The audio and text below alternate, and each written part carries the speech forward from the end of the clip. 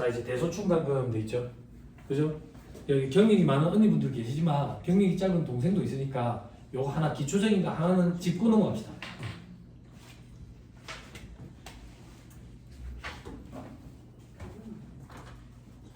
아 그리고 아까 제가 그 얘기 빠뜨렸는데 소멸시효가 완성이 됐는데도 불구하고 세무조사 나와서 부인되는 경우가 있다고. 그죠? 그러면 소멸시효 완성이 대손 사유인데 대손 처리 안 하실 거예요. 대손 처리 해놔놓고 혹시나 조사 나와가지고 그걸 얘기하면 적극 방어를 해야지. 그런 케이스가 있다라는 것 때문에 대손 처리 안 할 거냐고. 그것도 좀 그렇죠. 자, 대손 충당과 관련돼 가지고는 요거 하나만 정리할게요.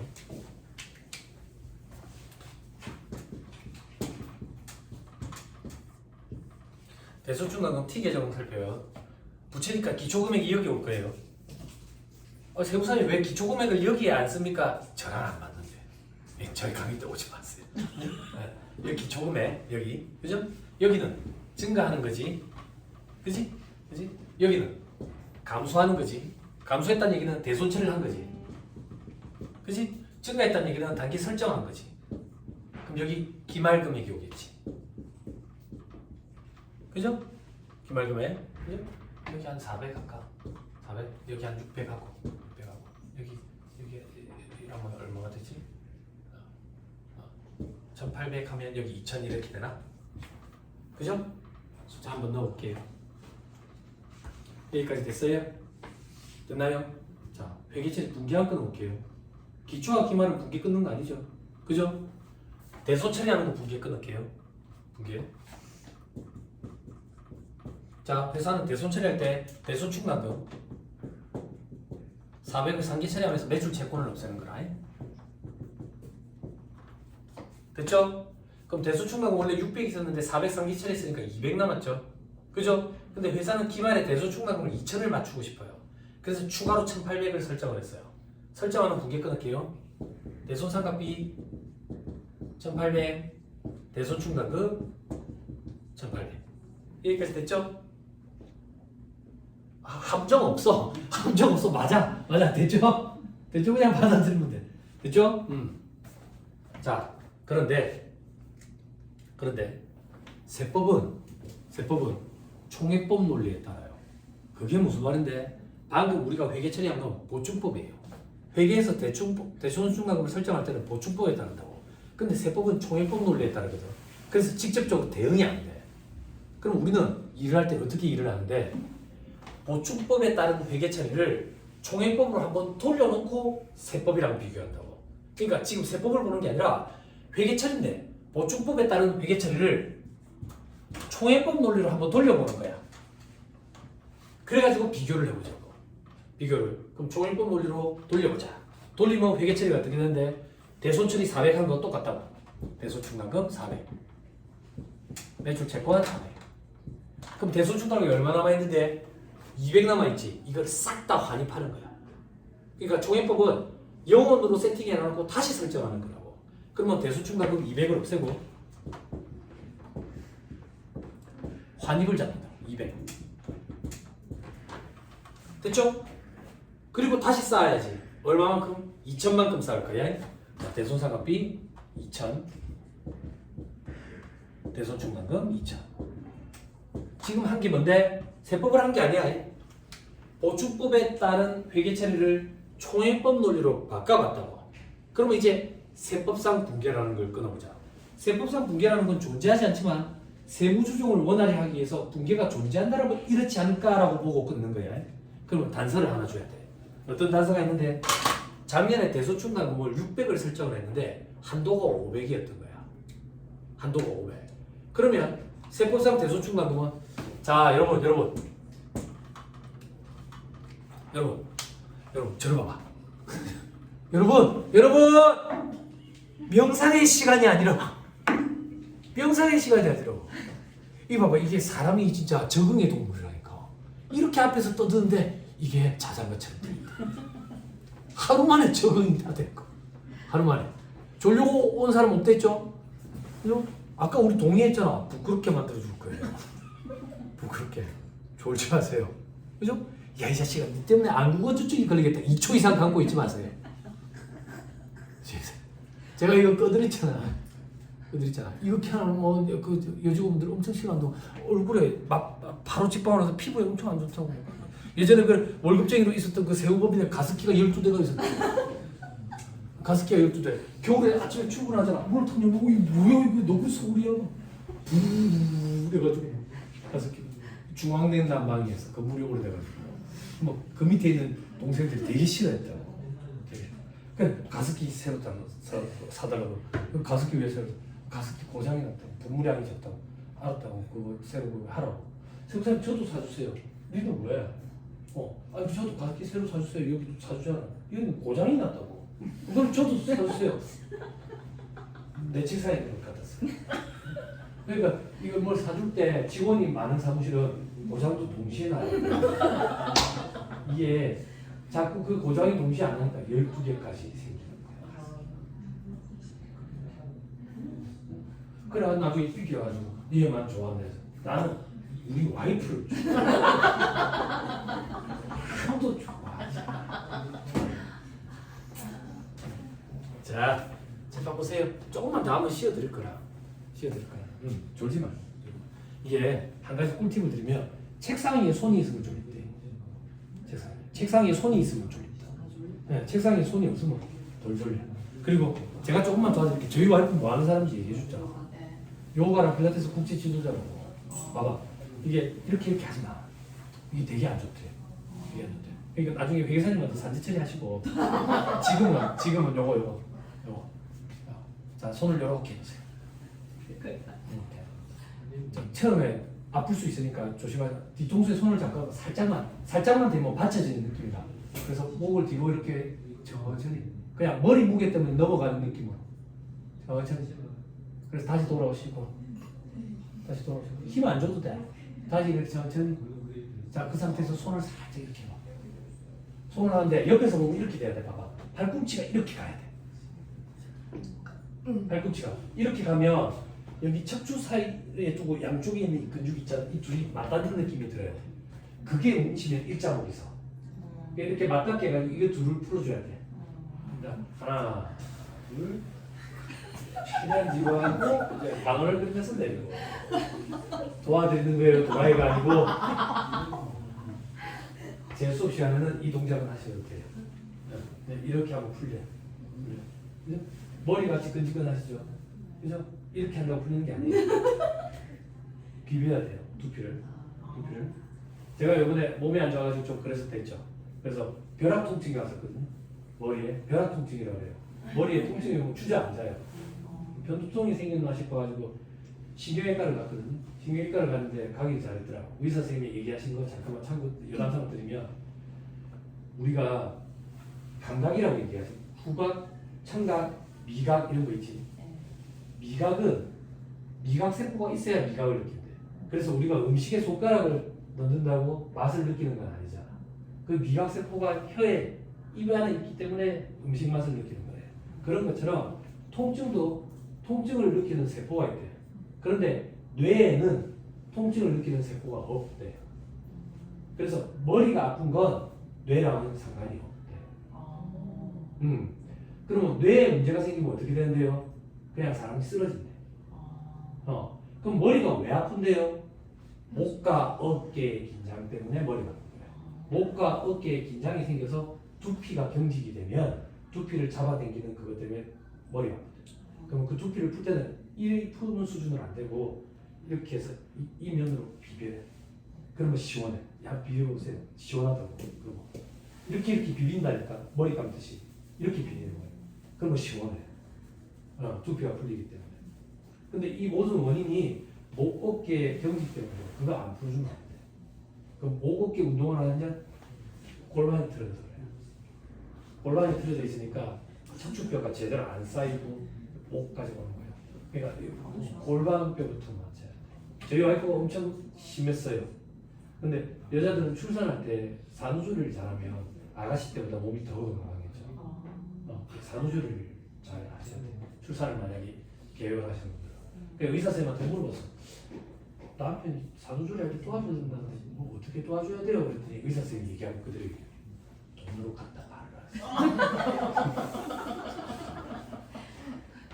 그래서 그렇게 된 거죠. 처음에 와이프가 일자 목이 와가지고 디스크 막 오고 그래가지고 알을 앉지를 못하니까 남자가 힘들어. 애 목욕시키고 똥 싸고 그러면 남자가 다 해야 되니까. 그러면 여자가 건강하면 반반하니까 남자도 잘 편해져요. 여성이 몸이 건강해야 둘째도 생각해 볼 수 있고 육아도 같이 할 수 있어요. 저는 자신 있게 육아 같이 하고 있거든요. 애들 둘 다 저랑 자거든요. 그 양쪽 겨드랑이 와이프는 침대 위에서 자고요. 이거입니다. 골반부터 맞춰야 돼.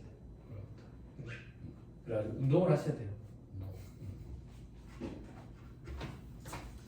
자기서 우리가 책상에 앉아 있으니까 구부정하게 될 수밖에 없어요. 그럴 때 이걸 계속 사무실에서. 그리고 순간적으로 머리만 조금 시원하게 하고 다시 합시다. 깍지를 끼시고 뒤통수에 놓고 머리는 뒤로 갈라 하고 손은 저항하고 어느 정도로 손이 부들부들 떨릴 정도. 자, 힘 줘보세요. 자, 살짝 힘 풀고 심호흡하고 한 번 더 머리는 뒤로 갈라 하고 손은 저항하고 부들부들 떨릴 정도로. 자, 힘 풀어보세요. 자, 내리고 머리가 어지래요. 이게 순간적으로 뇌에 산소 공급이 많이 이루어져서 그래요. 그럼 그 전에는 막혀 있다라고 생각하시면 돼요. 운동을 좀 하시고 이렇게 하세요. 저희 와이프가 요가를 해서 하는 얘기가 아니라 최근 들어서 요가 저도 같이 하는데 괜찮아요. 어제 저 강의 8시간 했잖아요. 피곤했을 거 아니에요. 숙소 가지고 혼자 요가 한 판 했거든요. 한 판 하고 뜨신 물에 좀 반신 요가하고. 그러면 여기 종아리가 지릿지릿해요. 혈이 돌아가지고. 건강관리도 잘 하시고요. 자, 다시 돌아가서 합시다. 칠번 보세요.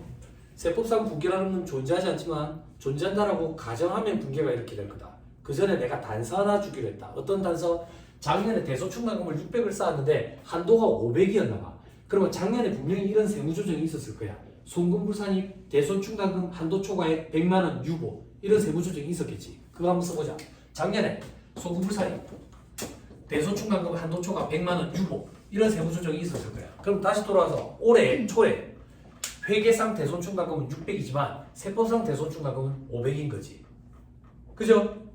자, 세법상 붕괴가 존재하지 않지만 존재한다고 가정하고 한번 붕괴를 끊어보자. 그러면 이렇게 될 거다. 어떻게?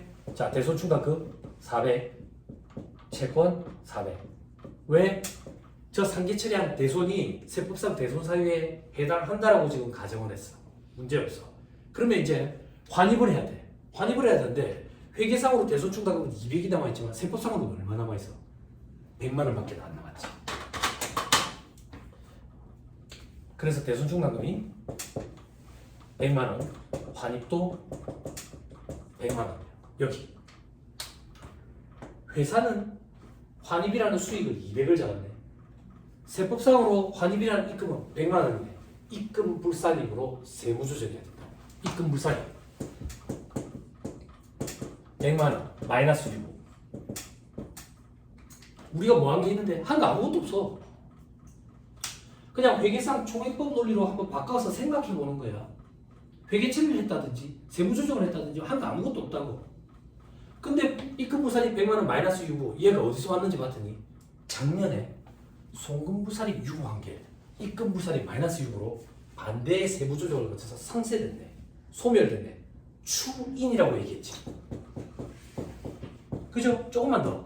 제가 지금 한 게 뭐 있는데 아무것도 없지? 자동 추인돼요. 그래서 여러분들 대손충당금 한도 초과액이 있으면 다음 연도에 무조건 송금산입 마이너스 유보를 하고 시작해야 되는 거예요. 이유는 설명드렸어요. 총액법 논리 때문이다. 됐죠? 자, 여기서 조금 더 갑시다. 자, 이제 기말에 대손충당금을 설정을 해야지. 그죠? 그럼 세법상 붕괴가 어떻게 되는데 대손상각비 그리고 대손충당금 이렇게 붕괴가 될 거라고. 그러면 얼마만큼 설정할 수 있는데 한도만큼 설정할 수 있어. 한도는 어떻게 되는데 한도 계산하는 사실 아직 공부 안 했어. 아직 공부 안 했는데 한도는 1500이라고 가정해 볼게.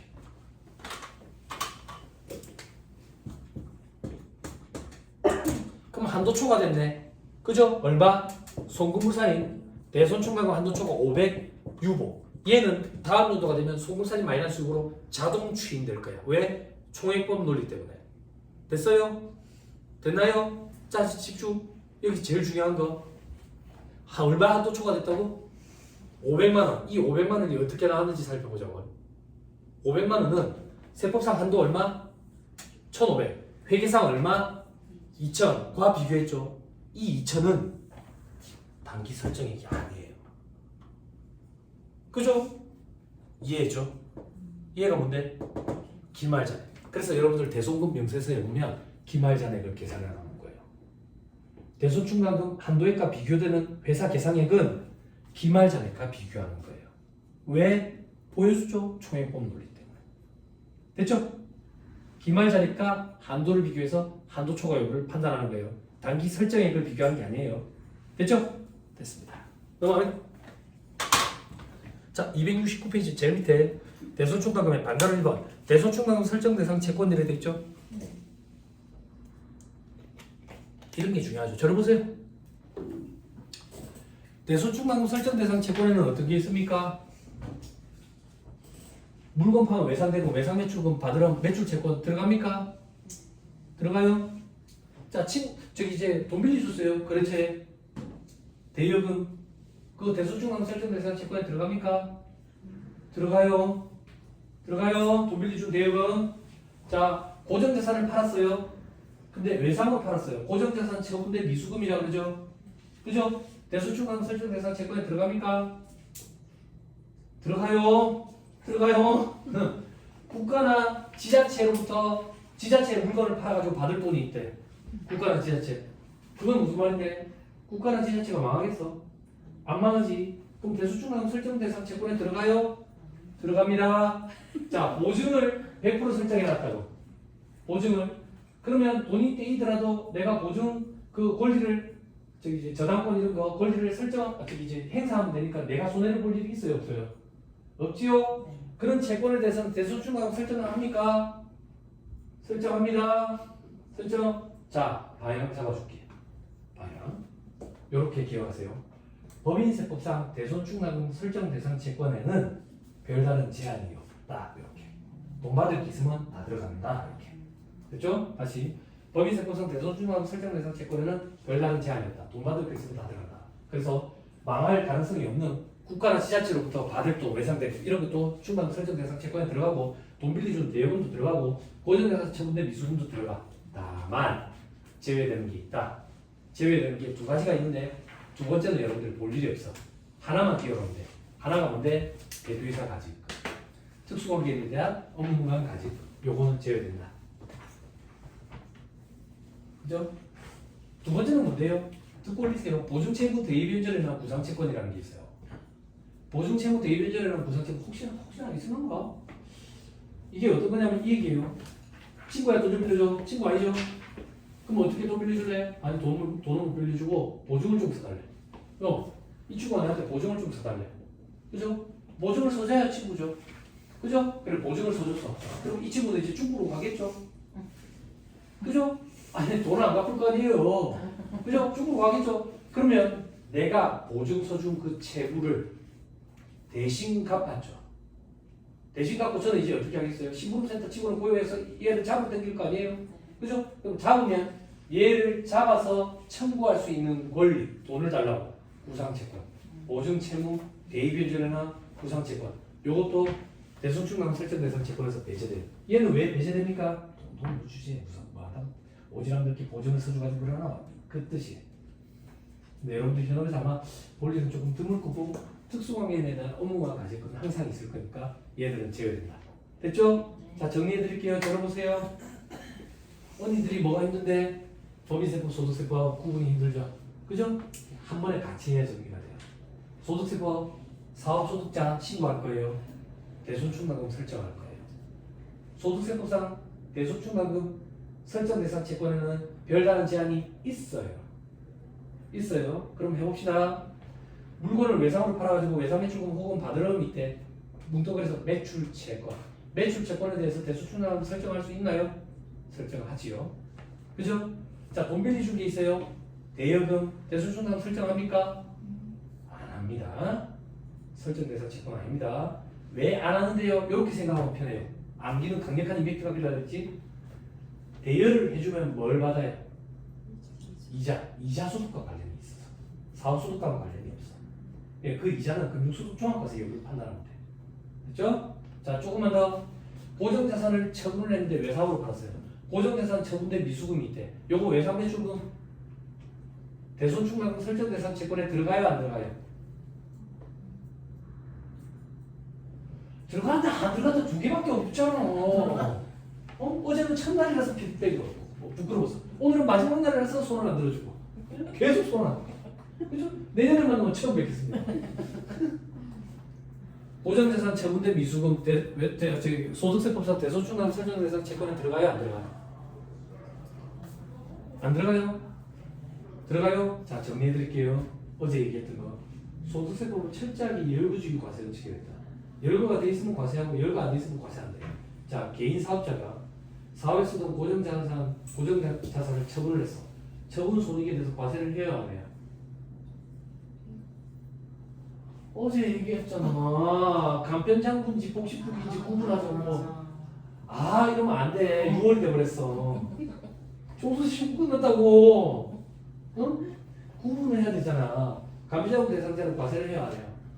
복식국 이용자는 과세하죠. 대손충납금 설정대상 채권 간편장군 대상자는 포함 안 시킬 거고 복식국 이용자는 포함시킬 거예요. 세법에 명문화된 규정은 없는데 예규에 보면 그렇게 하는 게 맞다라고 돼 있어요. 그렇죠? 그렇게까지 기억해 놓으면 돼요. 됐지요? 그렇죠? 이 동생들 그런 동생들 있을 거예요. 아, 세무사님 매출 채권 말고 대손충납금 설정하는 거 본 적이 없는데요. 오늘 숙제 사무실에 가서 한번 봐보세요. 있어요. 응? 그게 어디 있는데요?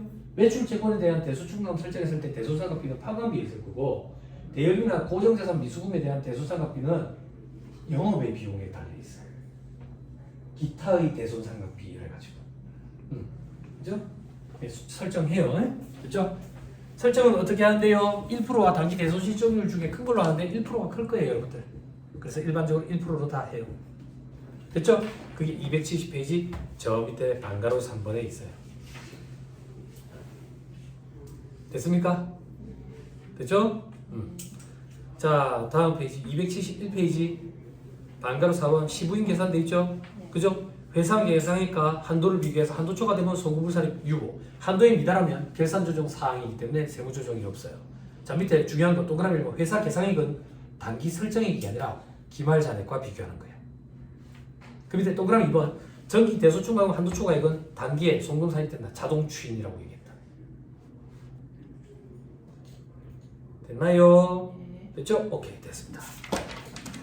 자, 다음 페이지에 사례 5 있죠? 그죠? 요거를 같이 조금 볼 거예요. 같이 조금.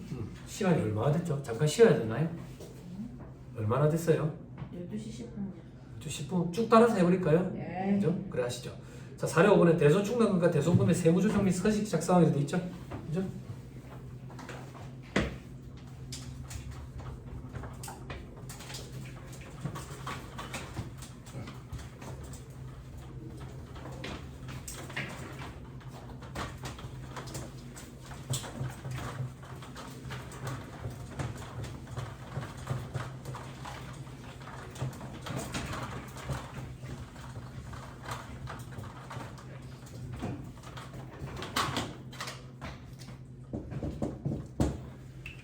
자, 자료에 기말 매출 채권 내역 돼 있죠. 그죠? 근데 그 밑에 동그라미 3번에 대손충납금 계정 내역 요거부터 먼저 파악하고 갑시다.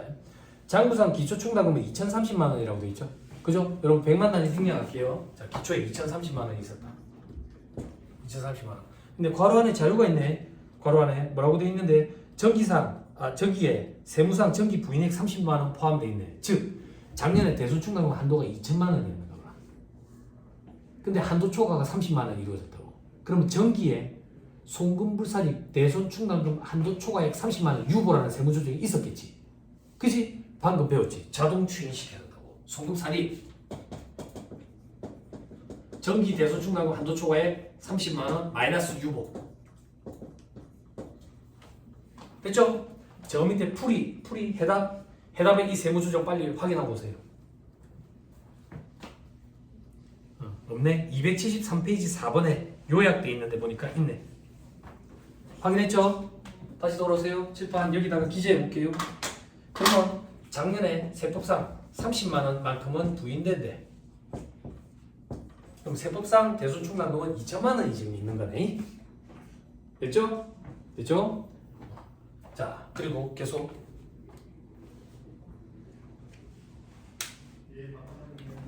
동그라미 2번에 주식회사 모두랑의 강제 집행으로 계상한 대손금과 상계된 충당금 400. 그러니까 회사 입장에서 대손 사유를 충족했다고 보고 대손 충당금을 400을 없앤 거야. 그지? 그러면 T 계정에다가 그린다면 이렇게 되겠지. 400이 대손이 나서 없어졌다. 없어졌다고. 됐죠? 자, 그 다음 동그라미 3번 단기에 1420을 계상했네. 왜?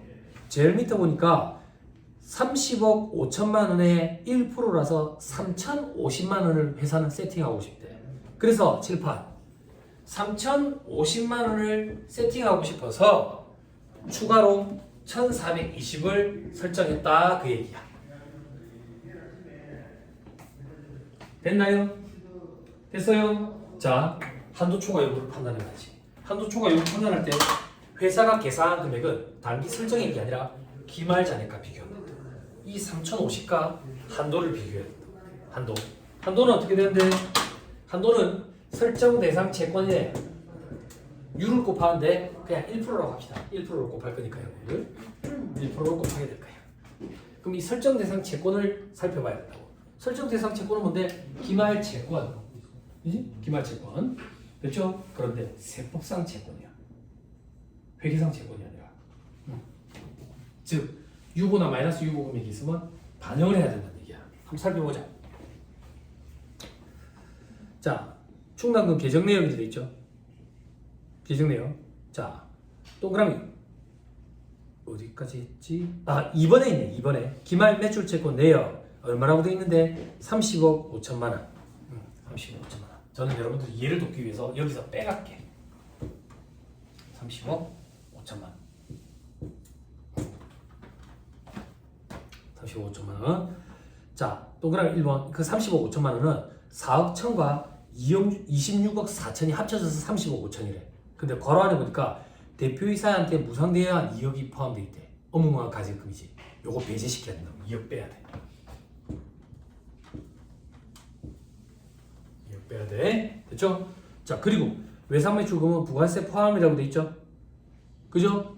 됐죠? 일단 포함시킬게요. 일단 포함시킨다는 얘기가 뭔데? 회사가 부가가치세법상 매출세 미수금에 의한 부가가치세로서 대손세액 공제를 안 받았다라고 지금 가정할게요. 만약에 회사가 대손세액 공제를 받았었으면 대손충당 설정 대상 채권에서 배제시켜버려야 돼요. 근데 대손세액 공제를 받았다는 얘기는 대손사유를 충족했다는 얘기일 거고, 대손사유를 충족했으면 회사가 아마 대손 처리를 하지 않았을 거예요. 기말의 자료는 남겨놓지 않고, 그죠? 그러니까 지금 포함을 다 시킬 거예요. 이렇게 포함시키면 얼마인데? 답 보고 갈게요. 28억 5천 배. 이게 28억 5천 배. 28억 5천이지 어떻게 28억 5천 백이야? 100만 원 차이가 나네? 뭐가 하나 있다고. 뭐가 있는데? 동그라미 2번. 2024년 6월 30일 모두랑의 강제 집행으로 대소금과 상계된 충당금 400대 있죠. 그죠? 그게 요걸 얘기하는 거야. 대소충당 상계 처리했다고. 어떻게? 차변에 대소충당금 400, 대변에 매출채권 400 이래서 채권을 없애버렸지. 그랬는데 보니까 100만 원은 대손 요건을 충족을 못했대. 근데 회사는 대손 처리를 했지. 부인시켜야지. 송금불산이. 대손 요건 비비 얼마? 100만 원 유보. 칠판 계속 보세요. 회사는 400만 원만큼 대손 처리를 했는데 300만 원만큼 대손이 인정이 안 되는 거야. 나머지 100만 원은 부인됐다고. 근데 회사 장부에서는 400만 원을 다 떨어냈으니까 채권에 400만 원 떨어내고 난 후의 금액이라고. 100만 원은 다시 살려놔야 된다고. 그래서 28억 5천 백이라고. 100만 원은 뭐야? 28억 5천 백. 이렇게. 됐죠? 안 어렵죠? 일부러 사실 보여드리는 거예요. 명세세 칸도 많고 여러 가지 숫자가 들어가기 때문에. 제가 예전부터 실무강의라면 퇴충, 퇴직연금 충당금, 그리고 대소충당금 명세세 숫자 넣는 것 좀 보여주세요. 그런 거야. 예전에 안 했어. 왜 안 했는데? 그럼 프로그램 사용법이잖아. 프로그램 사용법. 근데 버거워하시는 거야. 이제 그리고 예전 생각이 났어. 어떤 예전 생각? 처음에 저도 수습 밟을 때 이거 세무조정 할 거 아니야. 세무조정 하는데 저기 퇴직급여 충당금 명세서 작성을 못 하겠는 거야. 칸이 너무 여러 개고 프로그램에서 불러오게 했는데 이 숫자가 뭘 의미하는 건지 모르겠어. 그래서 아직도 기억이 나. 그때 그 대표 세무사님이 학교 직속 선배님이자 제 스승이었거든. 그래가지고 방에 들어갔어. 방에 들어갔는데 그분 성격이 이래. 제가 딱 들어갔다고 똑똑 두드리고 들어갔다고. 왜? 왜? 그 세무사님 뭐 좀 모르겠는데 이거 좀 도와주시면 안 돼요? 답변이 야, 이 세무사 아니야? 좀 찾아보고 해. 바빠 죽겠는데. 알겠습니다. 갑자기 이러시는 거야. 야, 병호야. 홈택스로 신고하는 거 배워볼래? 아니, 괜찮습니다. 홈택스 막 구하고 계시는 거야. 그래서 어떻게 하지? 이러다가 수험 기간 때를 또 올려가지고 연습장에 이거를 문제 풀듯이 풀었어. 그래가지고 정답을 도출해 놓고 칸에 여기저기 숫자를 넣어봤다. 그게 나오도록. 그게 나오도록. 소득금액 조정하고 약식으로 세무조정 사항이 뜨도록. 그렇게 하고 나니까 안 까먹겠더라고. 안 까먹겠더라고. 그래서 그 당시에 사무실에 직원 15명 있었는데 15명 그 대충 명세서 제가 다 작성해 줬어. 그랬더니 또 물어보는 거야. 그래서 이게 도움을 주는 게 아니구나 싶었어. 그래서 그 다음에는 연습장에다가 풀어서 그 연습장을 찢어서 줬어. 여기저기 칸에 안 넣어보라고. 그랬더니 그 다음부터 안 먹어보더라고. 지금까지도 엉터리를 하고 있을 수도 있어. 아니, 그렇지. 네? 한 번 정도만 하면 돼요. 그죠? 그래서 명세서에 숫자 넣는 거 보여드리려고 일부러 산식으로 한번 풀어서 보여드리는 거예요. 자, 됐다. 그러면 한도가 얼마인데? 2,851만 원. 2,851만 원. 요거에 1% 곱하니까 한도는 2,851만 원. 다 기말 잔액은 3,050만 원. 그럼 한도 초과가 얼마인데? 한도 초과가 199만 원 이래 되는 거 봐. 199만 원.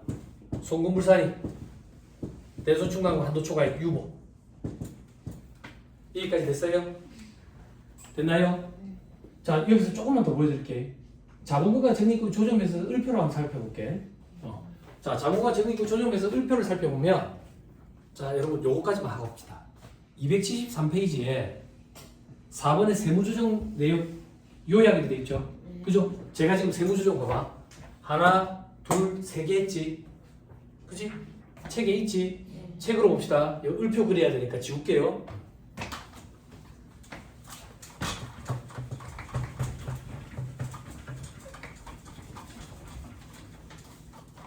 을표가 이렇게 생겼어요. 자본금 적립금 조정에서 을표. 과목, 기초, 감소, 증가, 기말 이렇게 생겼다고. 여기까지 됐어요?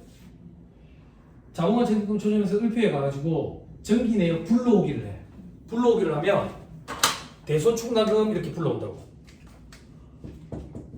대손충당금 어떤 거 불러오는데? 작년 거요. 요거 송금불산 유보 작년 거 이렇게 30만 원 불러온다고. 됐어요? 그래놓고 우리가 대손금 명세서에 가가지고 세무조정을 하잖아. 하고 나서 다시 자본금 적립금 조정에서 을표 가서 불러오기 하면 정기 대손충당금 한도 초과액 송금산이 마이너스 6으로 자동 추인시켰지. 요게 여기 와서 탁 붙어. 그래서 상쇄돼 버린다. 그리고 단기에 대손충당금 한도 초과액 아까 우리 199만 원 있었지. 그게 여기 와서 탁 붙어. 199만 원. 이렇게. 그럼 얘가 이제 내년이 되면 여기에 199만 원이었고 자동으로 또 추인시키는 세무조정을 해야 될 거예요. 됐나요? 실무에서 일하시는 동생분들이 제일 많이 하는 질문이 뭔데? 요거 세무사님 요거 세무조정 요거 빠뜨렸잖아요. 요거는 여기 어디에 들어가야 되는데요? 여기 들어가는 게 아니야. 요거는 매출 채권이 대손 요건을 미비했는데 대손 처리를 했기 때문에 부인된 거라고. 별도로 잡아. 별도로 여기 어디 들어가는 게 아니고. 그럼 요거는 계정 과목을 뭐라고 잡는데요? 일반적으로 사람들 보면 대손금 혹은 매출 채권 이렇게 잡아. 저는 대손금 이렇게 할까? 대손금? 그래 얼만데? 100만 원이네. 100만 원. 그래 기말이 100만 원. 그럼 이거 어떻게 하는데? 오른쪽에 비고란이 있거든. 비고란에 주식회사 모두랑 이렇게. 얘이 세무조정은 대소충당과 관련된 세무조정이 아니야. 그런 걸 많이 모르더라고. 어디에 들어가냐? 별도로 잡는 거야. 그렇죠?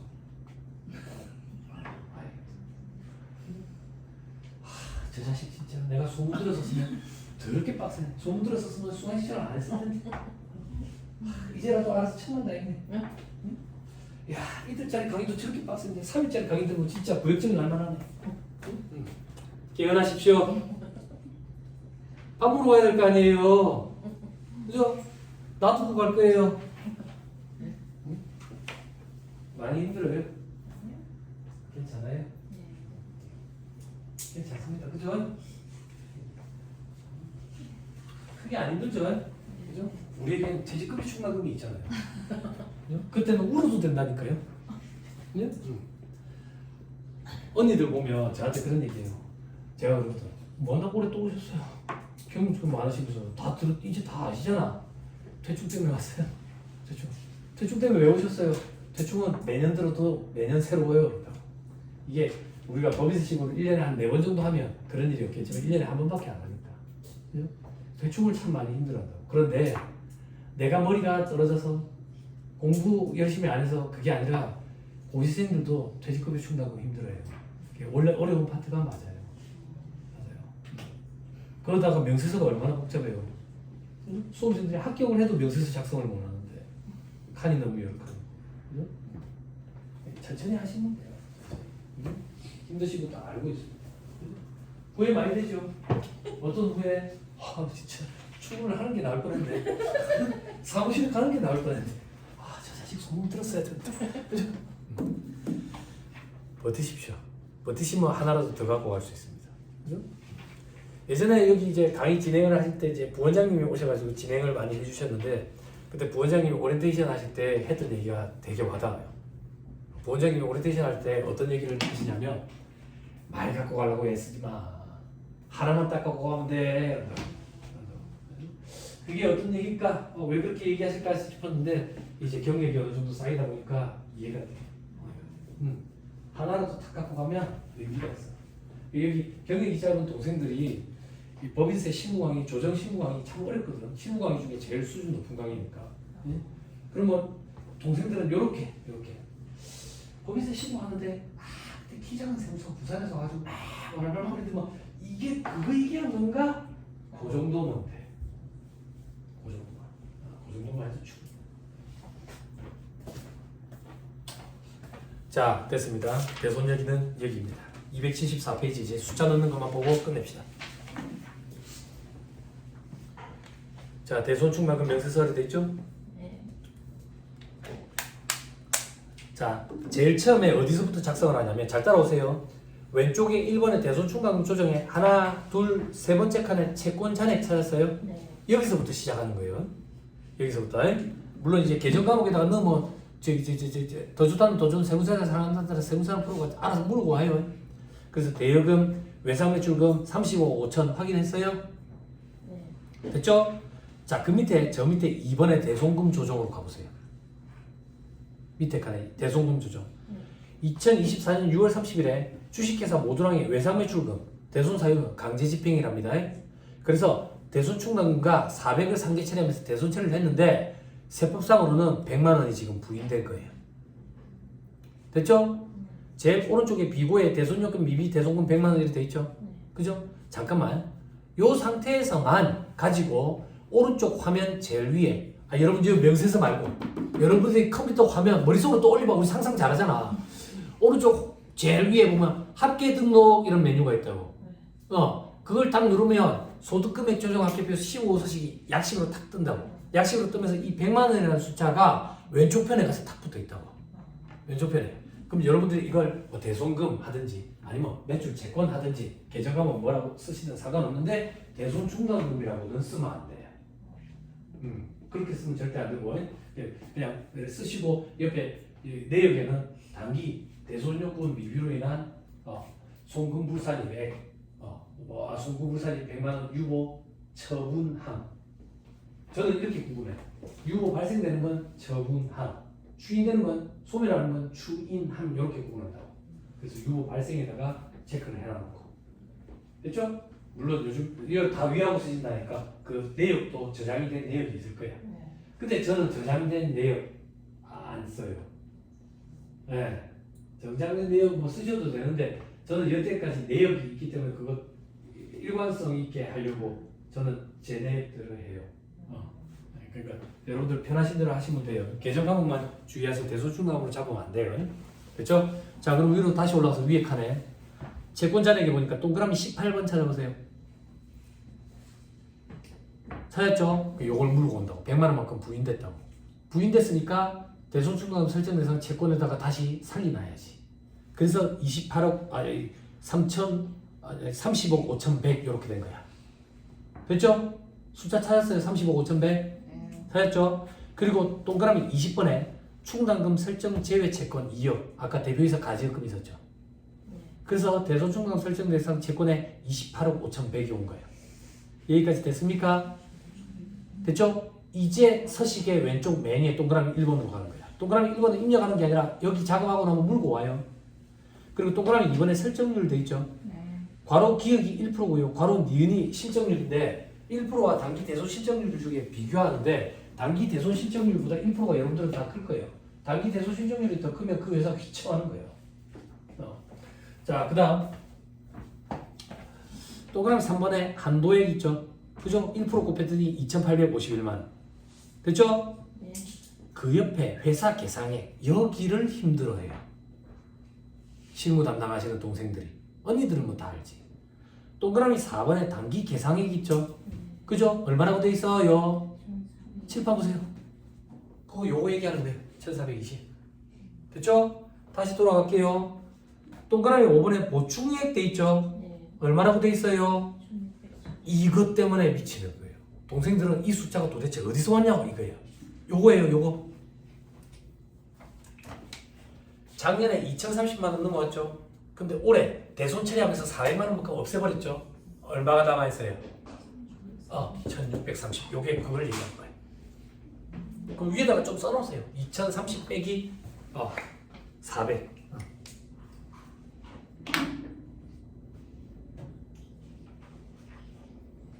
됐어요? 됐죠? 그죠? 어쩌겠어요. 요거는 뭐 세법이라고 보기보다는 프로그램과의 약속이에요. 이 약속을 안 지키면 우리는 번거로워지는 거예요. 그죠? 됐나요? 됐지요? 자, 그래서 동그라미 6번에 합계 얼마라고 돼 있어요? 3,050. 봐봐. 3,050을 지금 맞춰놓은 거예요. 그래서 됐죠? 됐죠? 그래서 한도 초과액이 나오죠. 동그라미 7번에 얼마? 199만 원. 이 상태에서 합계 등록을 누르면 왼쪽에 199만 원이 뜬다고. 요거는 대손 충당금 이렇게 하고. 그래서 내역에는 단기 대손 충당금 한도 초과액 송금물산 유보 처분함 주인이 아니고. 됐죠? 계속 더 갑니다. 그럼 이제 밑에 칸으로 가세요. 동그라미 8번 찾으세요. 장부상 충당금 기초잔액 돼 있죠? 그죠? 요것도 지가 물고 옵니다. 물고 와. 동그라미 10번에 충당금 부인 누계액 있죠? 프로그램이 요것도 지가 물고 옵니다. 그렇지만 혹시나 모르니까 여러분들이 자본과 적립금 조정에서 을표를 펴가지고 기초에 30만 원 확인하자고. 대조를. 됐죠? 그래서 세무사님들이나 회계사님들이 세무조정할 때 보면 15서식에 포스트잇 플래그, 저도 그렇게 플래그 하나 붙여놓고 55서식에 을에 플래그 하나 붙여놓고 그래서 왔다 갔다 보면서 합니다. 됐죠? 왜 그렇게 한대요? 그 일괄출력 잘못 눌러가지고 감가상각비 면세서 쭉 다 나오면 참 두껍다고. 쓰잘데기 없이 뭐 왔다 갔다 해야 됩니다. 저희는 그거 잘 안 합니다. 학계표만 잘 합니다. 학계표만. 종이가 너무 아까웠어요. 저희는 종이도 좀 좋은 거 쓰거든요. 좋은 거. 그죠? 장마철 이럴 때 종이 얇은 거 쓰면 도로를 말리니까 철할 때도 참 귀찮아요. 그리고 제본은 제가 뜹니다. 제본기를 사가지고. 편해요. 그러면 저는 부가세도 제본됩니다. 그래서 부가세 15년도. 부가세 15년도 그 일을 어떻게 배우는지 처음 배울 때 성향에 따라서 다 다른데 매일 매출장부터 시작해가지고 이제 다 출력하는 그런 친구들도 있어요. 뭐 양이 많아지거든. 그러면 제본을 떠서 관리하니까 깔끔하더라고. 직장 생활할 때 제본을 참 많이 떠봤어요. 회의를 주관하다 보니까. 그래서 그냥 제본기를 사가지고 제본을 제가 떠줘. 그러면 이제 서류하면 되게 깔끔하게 관리가 돼요. 그래서 저희는 파일에는 인건비 관련된 것만, 인건비 관련. 부가세도 귀찮아하지 말자. 그럼 막 전부 파일이 막 배가 불러가지고. 자, 더 봅니다. 동그라미 8번, 동그라미 10번까지 받고 동그라미 11번에 단기 대손금 상계액 돼 있죠. 요거 입력하는 게 아니라 프로그램 지가 물고 와요. 단기 설정 충당금 보충액. 이제 이 숫자가 어디서 왔는지 알겠죠. 그죠? 그러면 계산을 해서 동그라미 13번에 환입할 금액 마이너스 30 봤어요? 네. 제일 오른쪽에 동그라미 15번에 마이너스 30 확인했어요? 네. 이 상태에서 합계 등록을 누르잖아. 그럼 이 마이너스 30이 오른쪽에 있다. 오른쪽에. 요게 정기 대소증하고 한도 초과에 송고사리 마이너스 유보 추인하면 되는 거야. 자동 추인. 그냥 추인함을 해야 돼. 그러니까 유보 감소로 들어가야 된다고 해. 됐어요? 유보 발생으로 눌러버리면 자본금 쪽에 은표에 새로 계정하고 하나 더 설정해 줬어.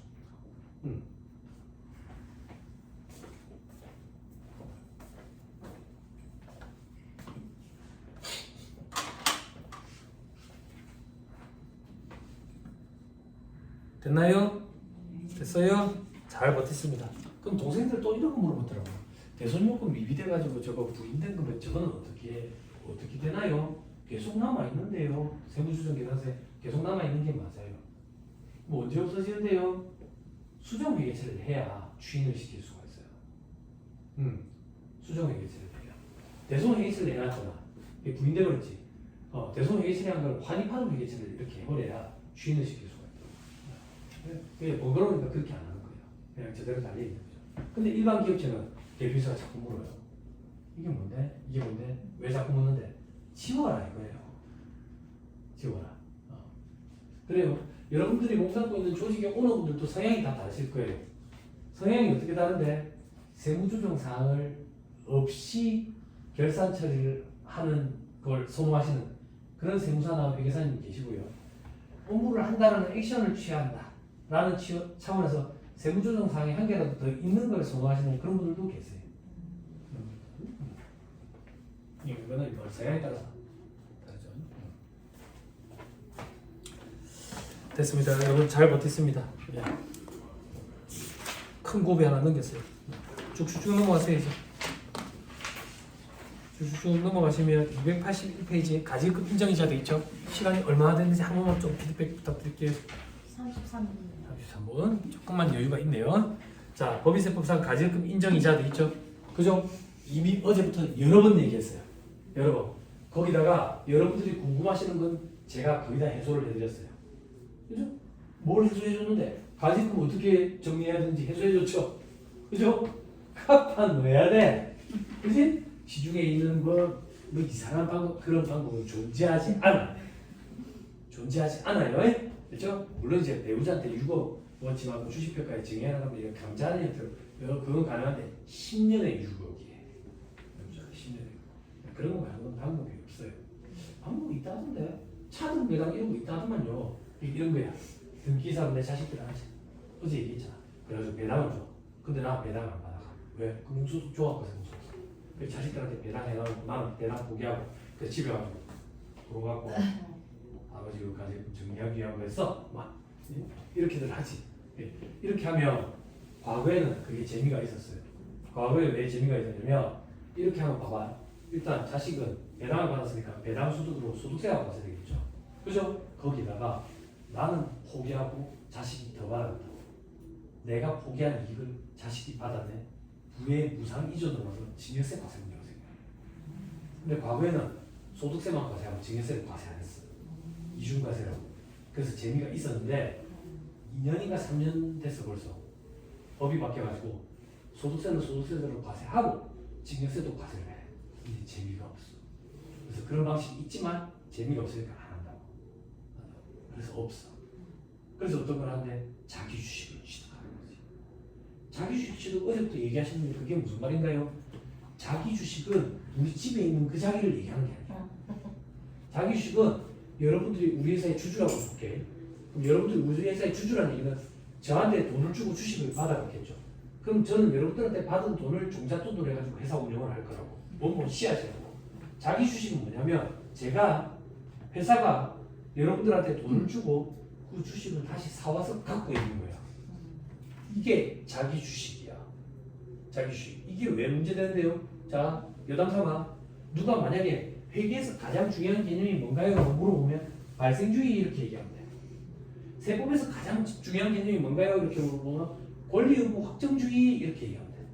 상법에서 가장 중요한 개념이 뭔가요? 이렇게 물어보면 자본 유지, 자본 충실 개념 이렇게 돼요. 제가 대학생들 상대로, 대학원생들이랑 상대로 세법이랑 상법 강의야. 자본 충실 개념, 자본 유지 개념 이렇게 얘기하면 된다고. 그 자본 충실 개념, 자본 유지 개념이 깨질 가능성이 있기 때문에 과거 우리나라 상법에서는 자기 주식 취득을 엄격히 제한을 뒀어. 어떻게 엄격히 제한을 뒀는데 자기 주식을 취득할 때 취득하는 목적, 취득할 수 있는 비율, 취득해서 갖고 있을 수 있는 기간 엄격하게 제한을 뒀다고. 왜 엄격하게 제한을 뒀는데 여러분들이 저한테 준 돈이 원본 씨앗 자본금을 했잖아. 여러분들한테 돈을 주고 주식을 다시 사오는 게 자기 주식이라 했지. 그래서 돈이 빠져나가니까 자본이 부실화된 우려가 있다. 그래서 제한을 했어. 그랬는데 2012년에 상법이 전면 개정이 이루어졌어. 전면 개정이 도대체 뭘 얘기하는 건데? 여러분들 회계기준서 전면 개정 이런 얘기 들어봤죠? 회계기준서 전면 개정은 이렇게 생각하면 돼. 수익기준서 전면 개정됐었잖아. 2019년인가?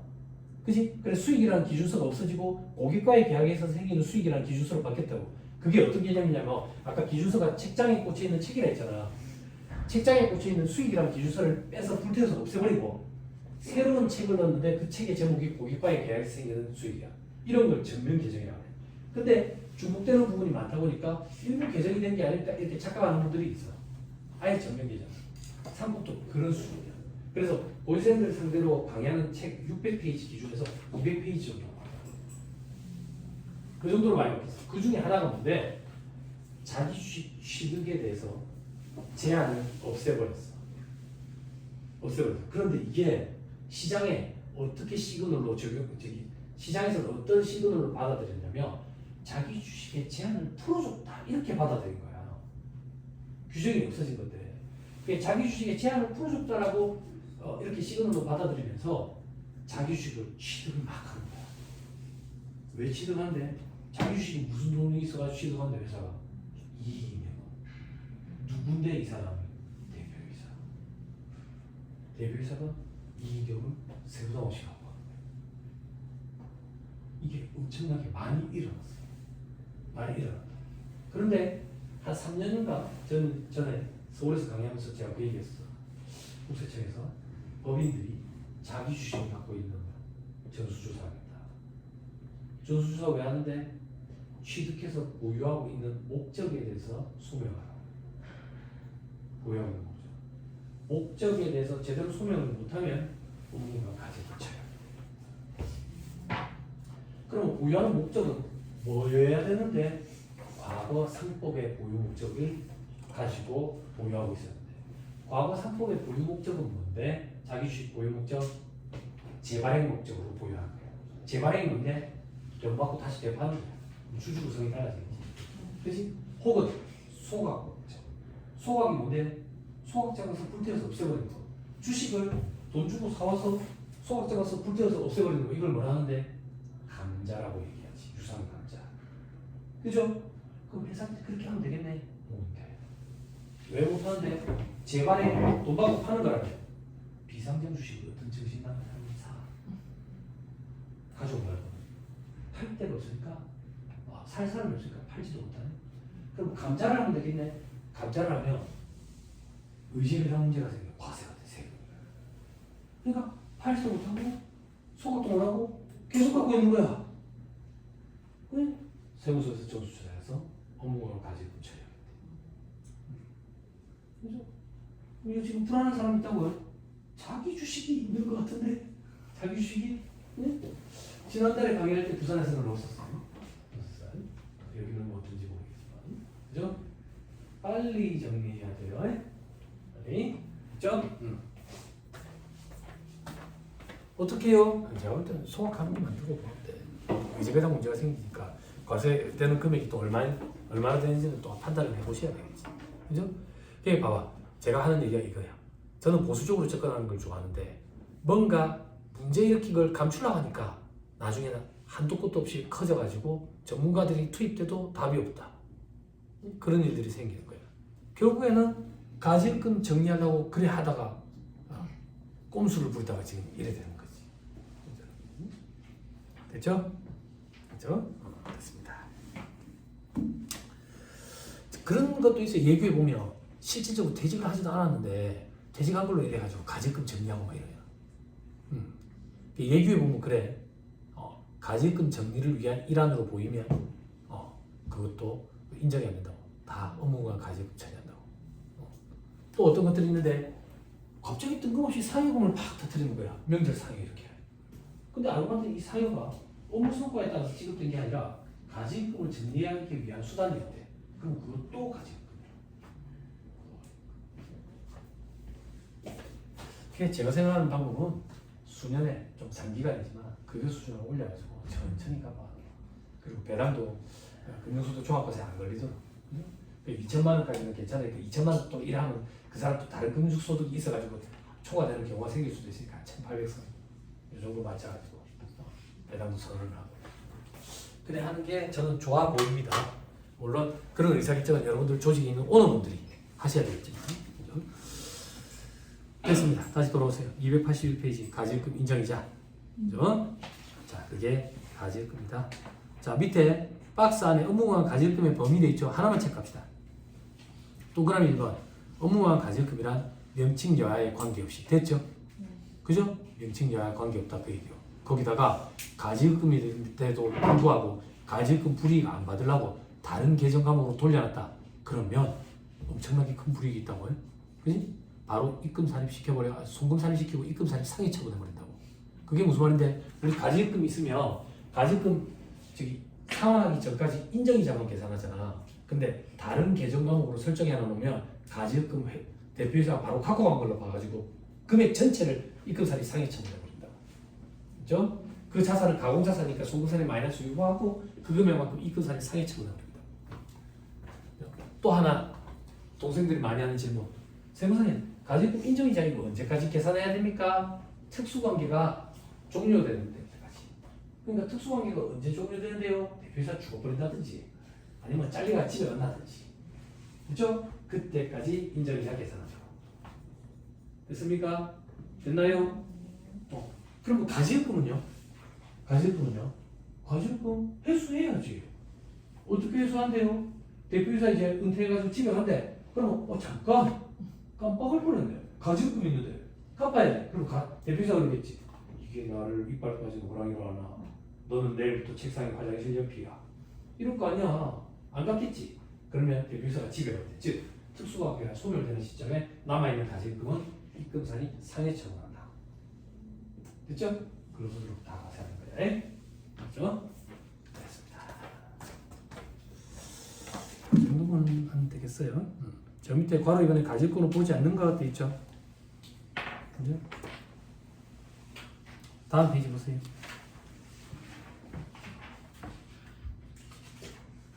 동그라미 6번 직원에 대한 월정 급여의 범위 내에서 일시적인 급여 가불금 불이익 없다 그 얘기예요. 아니 세무사님 시대가 어떤 시대인데 가불을 합니까? 마이너스 통장 쓰지 가불을 아직도 많이 하더라고요.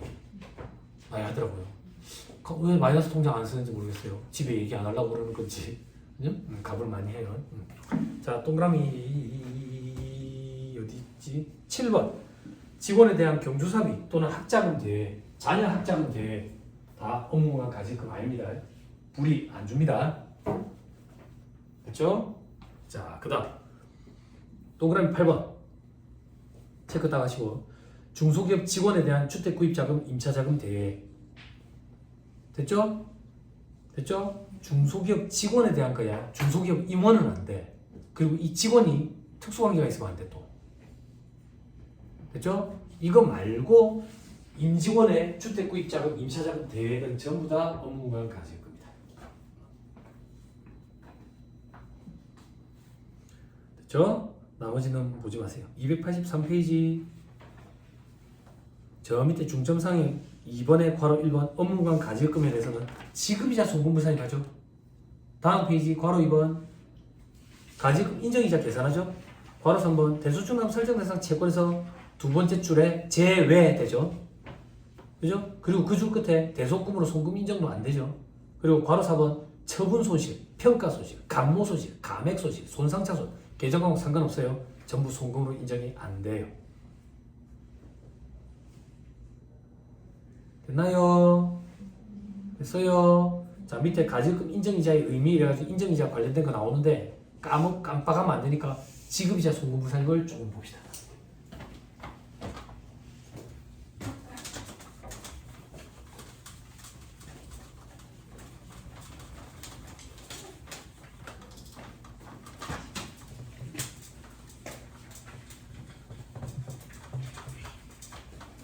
자, 지급이자 송금부산. 지급이자가 뭔데?